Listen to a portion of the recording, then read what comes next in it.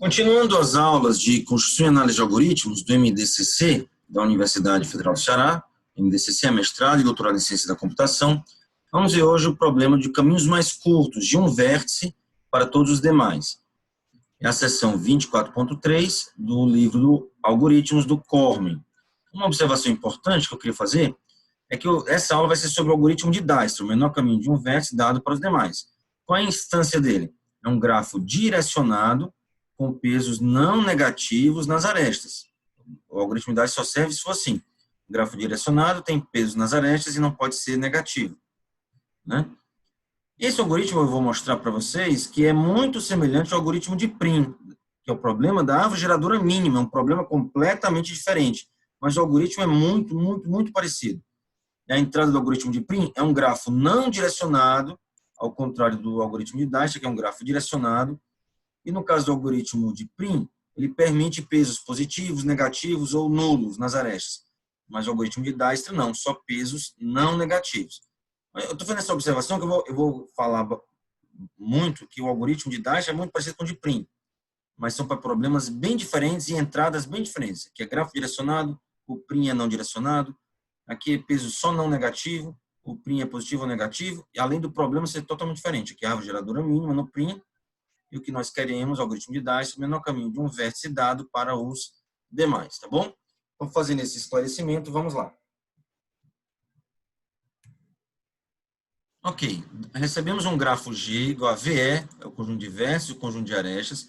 O grafo é orientado, o grafo direcionado, tem direção nas arestas. Pode ter uma aresta de U para V e uma aresta de V para U. Então, nós temos uma função C de custo que atribui um custo ou comprimento CE para cada aresta do grafo, né? Para vértices U e V, a distância de U até V é o comprimento de um caminho de U até V de tamanho mínimo, de comprimento mínimo, certo? Então, eu vou dizer que a distância de U para V, né, a distância é o tamanho, ou custo, ou comprimento de um menor caminho de U para V. O menor caminho vai ser o caminho de menor custo, menor comprimento. Existem dois problemas famosos, que é o problema, dados um grafo G e a função de custo nas arestas, e um vértice S dado, inicial, encontrar a distância de S para todos os outros vértices. Esse aqui, o algoritmo de Dijkstra, vai resolver esse problema. E o problema 2, dados um grafo G e C, o custo nas arestas, encontrar a distância entre todo o par de vértices do grafo. Isso aqui nós já vimos, o algoritmo de Floyd resolve esse problema, né? Então, o algoritmo de Dijkstra resolve o problema 1, quando os custos, os comprimentos nas arestas são não negativos. É o problema 1. Você tem que dizer o vértice inicial que você quer. Eu quero saber a menor distância. A distância quer dizer o menor caminho de S para os demais. E o problema 2 é entre todos os pares de vértices. Aí é o algoritmo de Floyd-Warshall, né? Em grafos sem circuitos negativos. Ok? Nós já vimos o algoritmo de Floyd-Warshall nas aulas de programação dinâmica. Hoje nós vamos falar algoritmo de Dijkstra porque é um algoritmo guloso. Ok. Para vértices, já vi isso, né? Quando há um circuito ou um ciclo de comprimento negativo no grafo, a distância entre certos vértices pode ficar mal definida. O que é um circuito de comprimento negativo? Imagina que eu vou do A para o B, é tamanho 1. Do B para o C, é comprimento 1. E do C para o A, é comprimento menos 10. Então, a gente pode dar uma volta. 1 mais 1 menos 10 daria menos 8. Ó. A, B, C, eu posso ir do A para o A, fazendo menos 8. Eu posso ficar girando no A, do A para o A, e só diminuindo o valor, né? Então, é isso que está dizendo aqui. Ó. Poderíamos dar voltas num circuito negativo, cada vez obtendo um caminho de comprimento menor. Assim, definimos a distância ΔV, essa distância ΔV, como menos infinito, caso exista um circuito negativo alcançável de U, e o comprimento de um caminho mais curto de U a V, caso contrário. Então, o ΔV, a distância de U para V, vai ser o comprimento do caminho mais curto de U para V, se não houver um circuito negativo, o que o U consiga chegar lá. Se o U conseguir chegar, ele vai ficar girando lá o tempo todo. Tá bom? Perfeito. Vamos lá, as propriedades importantes. Seja P um caminho mais curto do vértice S que vai ser dado, até um vértice outro qualquer T. A subestrutura ótima, lembra que algoritmos gulosos também a gente tem que analisar a questão da subestrutura ótima, né? Assim como em programação dinâmica. Para comprimentos positivos, que é no caso aqui do algoritmo, na verdade, não negativos, pode ser nulo, né?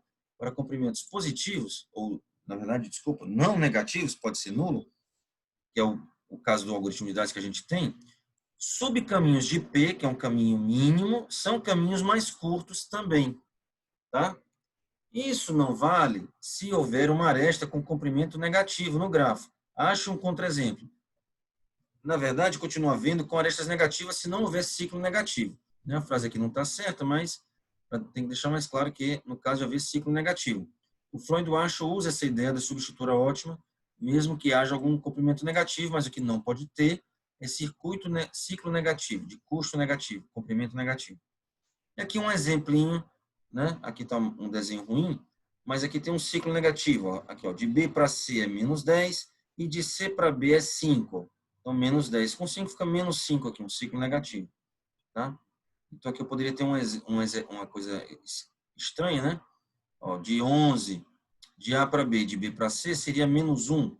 Né? Na verdade, pela definição, ele poderia ficar girando aqui, menos infinito. Né? Tá? Mas quando tem um ciclo negativo, isso não vai valer. Tá bom, mas vamos imaginar que não temos ciclos negativos, vamos imaginar, na verdade, no caso do algoritmo de Dijkstra, que os comprimentos são não negativos, tá? Positivos ou nulos. Lema: dados um grafo G e um comprimento C, seja P um caminho mais curto de V1 até VK, tá bom? Para todo I, né, e J dentro desse caminho, qualquer pedaço desse caminho, qualquer trecho de VI até VJ aqui dentro, pega um VI aqui até um VJ, vai ser um caminho mais curto de VI até VJ. Eu já argumentei isso na aula de algoritmo de Floyd, que era lá de programação dinâmica, tá certo? Então, isso aqui não tem muito o que fazer, é simples mesmo. Eu tenho um caminho de V1 até VK, imagina que eu tenho aqui um vértice V1, imagina esse aqui é o V1, certo? Esse aqui é o VK, tá? E tem aqui um vértice no meio, que está no menor caminho de V1 até VK. Então, esse trecho, na verdade, vamos pegar dois, né? VI e VJ aqui dentro. Aqui eu tenho um caminho V1, aí passa por VI, aí depois passa por VJ e chega em VK. Eu estou argumentando que, como tudo isso aqui é um menor caminho de V1 até VK, esse trecho VI até VJ, ele é um menor caminho também. Por quê? Porque se houvesse um caminho melhor de VI até VJ, né, eu poderia pego esse caminho daqui para cá, junto com esse novo caminho mínimo daqui para cá e junto para cá. Mas, professor, se esse caminho menor daqui fosse um caminho que tivesse que usar alguns vértices daqui, se tivesse que usar alguns vértices desse trecho do caminho, um argumento rápido, a gente ia ver que ia acabar tendo um ciclo negativo aqui dentro, ou se ele viesse para cá e voltasse esse caminho mínimo alternativo, haveria um ciclo negativo aqui. Então, a menos que haja um ciclo negativo, isso aqui é verdade. Se eu tenho um caminho mínimo de V1 até VK, pega um trecho VI até VJ dentro desse caminho mínimo, esse trecho também é um caminho mínimo de VI até VJ. Tá bom? Beleza. Então, deixa eu apagar essas coisinhas aqui.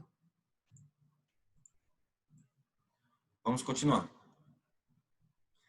Certo. Esse lema, como eu falei, não precisa nem provar, ele é bem direto. Corolário, para G e C, G é o grafo, C são os custos nas arestas. Se o último arco de um caminho mais curto de S até T é o arco UT, né? Então, imagina, eu tenho um caminho de S até T, né? E o último vértice nesse caminho foi um vértice U, antes do T, né? Então, é o UT, última aresta, último arco. Já que é direcionado, a gente chama de arco, né? Ao invés de aresta. Então, delta ST, ou seja, o menor caminho, a distância de S para T, é igual à distância de S até U, mais o custo da aresta, o T. Certo? Verdade, né? Isso é um corolário desse caminho aqui. Por quê? Porque o S até o T, ele passa pelo U. Então, o trecho de S até U nesse caminho vai ser um caminho mínimo. Tá bom? E no final vai usar a aresta UT. Perfeito. O que mais? E o lema é que para G, para um grafo G, uma função de custo nas arestas, não negativos, os custos, e um vértice inicial S, se eu tenho que a distância de S até V Quer dizer, eu tenho que a distância de S até V é menor ou igual à distância de S até U, mais a aresta CUV para todo o arco UV. Então, eu quero um caminho, a distância de S até um certo vértice V. Então, eu posso ver a distância de S até U, um U qualquer, e mais o curso da aresta UV. Então, isso vai ser menor ou igual. Vai ter um caso que vai ser igual. Por quê? Porque para chegar de S até V, eu tenho que passar antes em algum vértice U. Não é isso? Ok? Perfeito. Mesmo que o U seja o próprio S. O U pode ser até o próprio S, né? Nesse caso aqui. Tá bom? Então, por exemplo, uma aresta do S, existe uma aresta do S para o V, se o U for o próprio S. Então, aqui seria zero, a distância de S para S seria zero, mais a aresta de S para V. Ok? Então, isso vale sempre. Perfeito. Então, aqui está o algoritmo de Dijkstra. Vamos lá. Uma observação que eu queria fazer é que ele é muito parecido, eu já falei isso, muito parecido com o algoritmo de Prim. Apesar do algoritmo de Prim ser um problema completamente diferente. Não é para distância, menor caminho, é para a árvore geradora mínima. O algoritmo de Dijkstra recebe grafos direcionados, com pesos não negativos. O algoritmo de Prim recebe um grafo não direcionado, com pesos de qualquer jeito, com curso de qualquer jeito, né, nas arestas. Tá bom? E é outro problema, a árvore geradora mínima. Mas os algoritmos são muito parecidos. Tá bom. Assim como no algoritmo de Prim, nós teríamos um pi, representa o caminho mínimo até S. Pi vai ser o pi, é o vértice, né, que encontrou caminho mínimo até S, não, de S até um certo vértice. Tá? Então, pi de V vai ser o vértice logo anterior ao V, né, no caminho de S até V. E D vai guardar a distância de cada vértice até S. Na verdade, não é do vértice até S, é do S até o vértice. Tem um pequeno errinho aqui de linguagem, né? Tá bom. Como é que funciona o algoritmo de Dijkstra? Nós recebemos um grafo G direcionado com custos, aqui é a função de custos, não negativos nas arestas, custos ou comprimentos, e é dado um vértice inicial S. Qual é o meu objetivo? Saber o menor caminho, a distância de S até os outros vértices. Para cada vértice V do grafo, faça a distância ser infinita, certo? A distância de S até esse dV vai representar a distância de S até V. Vai ser infinito. E faz a distância de S até S mesmo ser zero. E vamos dizer que o pi do S é ninguém, é nil. O S vai ser o único elemento, o único vértice que não tem pi. Né? E para chegar no S, é do S para o S mesmo, não tem segredo, né? Aqui eu vou usar uma estrutura de dados, que é como se fosse um heap, mas pode ser outra estrutura de dados, né, que vai ser a estrutura Q, que vai receber todos os vértices e vai ter também um valor-chave associado a cada vértice, que vai ser o próprio DV. Tá bom? Enquanto a estrutura de dados, o heap aqui, for diferente de vazio, ou seja, enquanto houver vértices lá, faça o extraio mínimo de lá. Extrai o mínimo com relação ao valor-chave, que é a distância. Tá bom? Perfeito. Quem vai ser o primeiro vértice aqui a ser removido aqui? Todas as distâncias são infinitas, exceto o S. Então, o primeiro vértice a ser extraído é o próprio S. Então, o S vai ser tirado. Tá bom. Quando um vértice é tirado, o que acontece? Para cada vértice V, pertencente para cada vértice V, vizinho de o U foi o vértice escolhido. Né? Certo? Eu vou fazer o seguinte, mas antes de falar o que eu vou fazer, deixa eu explicar. Né? Quando eu faço isso, essa linha 5, ela é mais importante do que parece. Né? O que ela significa? Quer dizer o seguinte, eu estou extraindo o mínimo. Quando eu faço essa linha 5, eu tirei o U lá da estrutura de dados, eu estou dizendo assim, olha, que eu já sei a distância, o caminho mínimo do S para o U. Então, esse U, eu já sei, então, quando eu extraio esse mínimo, qual é o menor caminho de S para U. Tá? Então, isso nunca vai mudar mais essa distância. Por que não vai mudar?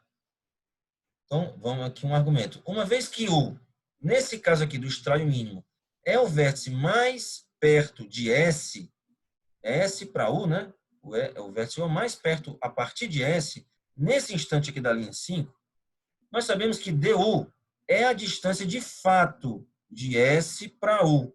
Por quê? Pois não poderá diminuir o valor dessa distância, já que as arestas têm custo não negativo. Veja, ele é o mínimo. Então, a distância do S para os outros vértices, até o momento que eu estou descobrindo, são valores maiores ou iguais a do U. Então, não tem como passar por um outro vértice mais tarde, depois chegar no U, sendo um valor menor. Por quê? Porque não tem arestas negativas, né? Então, não tem como diminuir o valor.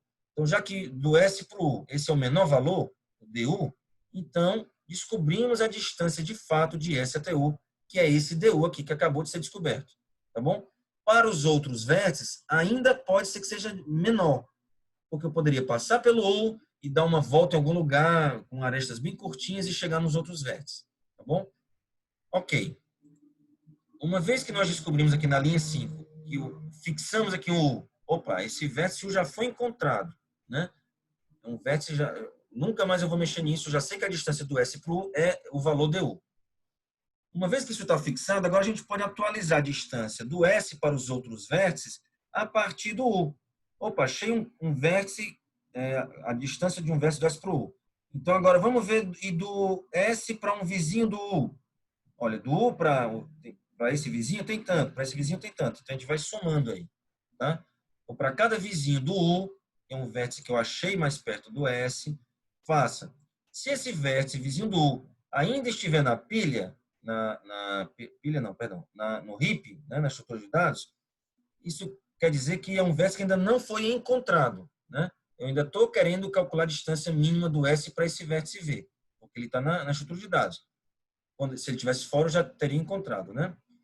E, além disso, a distância do U mais o custo do U para V for menor do que o DV. O que quer dizer o DV?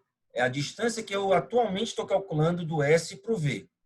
E aqui é uma distância possível do S para o V. Eu vou do S para o U e mais a aresta do U para o V. Se isso aqui for menor, aí a gente faz o quê? Atualiza o valor do DV. Olha, quer dizer que eu encontrei do S para o V uma distância melhor passando pelo U. E aí eu aviso ainda que, olha, eu descobri isso, e descobri que isso vem para chegar no V, do S para o V, passa pelo U. Então, eu estou dizendo que o pai do V é o U. Tá bom? No final, a gente devolve o π, que são os pais, né?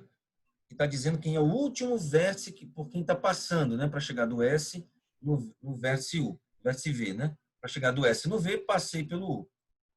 Tá? E mais o vetor de distâncias, que vai me devolver o comprimento de um caminho mínimo de S para U, ou custo, cujos vértices internos estão fora de Q aqui durante a execução. Tá bom?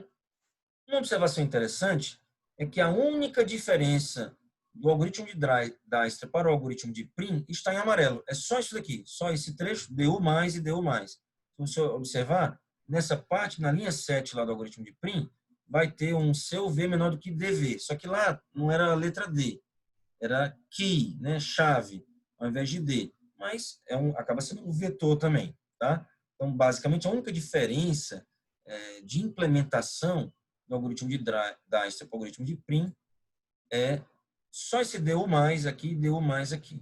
Tá?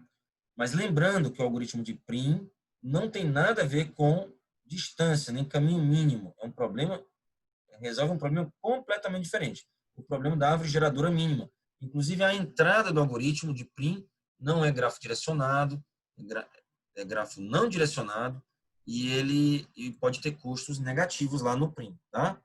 Certo? Então, fazer essa observação. A invariante é o quê? Que DU está sempre ocorrendo assim. DU é igual, o valor do vetor U, né? É igual a distância de S para U se U está fora do heap. Ou seja, se eu descobrir aqui, quando foi extraído, acabou-se, né? Aí encontrei encontrei a distância, o tamanho do menor, o comprimento do menor caminho. Se o ainda estiver no heap, né, na estrutura de dados, quer dizer que o DU é maior ou igual. Pode até ser o melhor, mas é maior ou igual. Tá bom? Ok. Certo. Só mais uma observação. Eu já falei isso, né? Que eu posso, de novo, isso é importante. De onde vem a importância, de novo, dos custos serem não negativos? Vem justamente na linha 5. Aqui é que está o passo guloso, né? É importante comentar isso. Por que é que eu posso, nesse momento, remover o U? Sabe, olha, aqui encontrei um vértice, né? que eu já sei a melhor distância do S para o U. Justamente porque não tem arestas com custo não negativo. Eu sei que não vai poder melhorar depois. Então, esse algoritmo faz o quê? Em alto nível falando. Ele encontra basicamente o vértice mais perto do S, depois o segundo mais perto do S, depois o terceiro mais perto do S, depois o quarto mais perto do S, o quinto. E para cada vértice que eu vou encontrando mais perto do S, eu atualizo as vizinhanças, né? Que eu vou ter outras oportunidades de chegar do S até outros vértices a partir desse vértice novo que eu encontrei. Tá? E quando eu encontro o mais perto, o segundo mais perto, o terceiro mais perto, esses aí já estão fixados. Não vai mudar a distância mais do S para eles, já que as arestas têm custos não negativos. Tá bom, acho que eu já falei demais. Vamos lá. Se Q for uma estrutura de dados que é uma lista simples, ou um vetor, por exemplo, a linha 3, né, e o extract min aqui, executa em tempo O de n. Por quê? Porque para descobrir quem é o vértice com menor distância aqui, eu tenho que extrair o vértice com menor d, né? Menor d, u aqui, né? Eu tenho que percorrer a lista inteira, então é O de n. Então, nesse caso, a linha 4, né? Ela é executada n vezes, certo? E esse extract min, ele poderia executar n vezes, algo na ordem de n. Então, ficaria n vezes n, tá bom? Ok. Além disso, a linha 6, só a linha 6, né? Na verdade, a linha 7, né? Não, a linha 6 também. A linha 6 é executada no geral do algoritmo O de m vezes, né? É o número de arestas, porque aqui, como eu estou olhando todas as vizinhanças, ele está vendo o vértice aresta por aresta, né? Então, aqui, para ser assim um pouco mais formal, apesar de que não vai mudar nada, o certo seria O de m mais n ao quadrado, né? Certo? Porque aqui na linha 6 é executado o número de arestas, todas as arestas vão ser visitadas pelo menos uma vez, mas por causa da linha 4 e da linha 5, a linha 4 é executada n vezes, a linha 5 é executada n vezes, mas cada execução dela é tempo n. Então dá n ao quadrado, a linha 5, né? E a linha 6, no geral, é O de m. Então, como m é da ordem de n ao quadrado, O de n ao quadrado, então fica só O de n ao quadrado, tá? Mas se eu usar, ao invés de um vetor, uma fila de prioridade, um heap, né? A inicialização na linha 3, que eu vou incluir, né? Adicionar todos os vértices é O de n. E a função extract min, né? Ela é executada em ordem de log n, tá? E a função decrease key, professor, onde é que está o decrease key aqui? O decrease key está ocorrendo bem aqui. O dv recebe du mais cuv, tá? E, professor, o que é esse decrease key? Bem, aqui não é um curso de estrutura de dados, mas isso ocorre porque nós estamos alterando o valor-chave, que é o D, o vetor D, né? Da estrutura de dados, do heap Q. Então, quando alterou o valor, esse valor diminuiu, né? Esse valor diminuiu, e aí o vértice V vai mudar sua posição lá no heap. E esse decrease key, então, é executado em ordem log n, tanto essa função como essa. Então, aqui ficaria m vezes log n. Por quê? Porque a linha 6, ela é executada, como eu falei, n vezes. E cada chamadinha dessa daqui é log n. Então, ficaria m vezes log n. Tá bom? Ok. Isso, quando eu falo que aqui é m, não é m vezes m por causa da linha 4, não. É m no geral. E todas as execuções da linha 6, ela é executada m vezes. Como esse decrease key aqui, essa alteração lá na estrutura de dados, no heap, está dentro desse laço, log n vezes m. Tá bom. Existe ainda um heap de Fibonacci, né? O heap de Fibonacci, que é uma estrutura super específica, né? Super, qual é a palavra? Elegante, não tô, esqueci a palavrinha, mas é muito, ai meu Deus, esqueci o adjetivo, muito sofisticada, pronto, é a palavra que eu estava procurando. Uma estrutura de dados muito sofisticada, que aí a gente consegue melhorar para m mais n log n, tá bom? Então, é da ordem de m log n, m mais n log n. Então, dependendo se o grafo for esparso, ou seja, tiver uma arestas, por exemplo, tiver 10n arestas ou 200n arestas, então é melhor aplicar um heap de Fibonacci. Ou mesmo se o m for na ordem de n log n, aí daria tudo n log n. Mas se o grafo for denso, o número de arestas m é na ordem de n ao quadrado. Então, a lista simples acaba tendo o mesmo efeito, mais ou menos. Além do mais, de que heap de Fibonacci são super complicados de usar, é algo mais teórico, uma estrutura de dados mais teórica do que prática. Ok, gente, é isso. Até a próxima aula.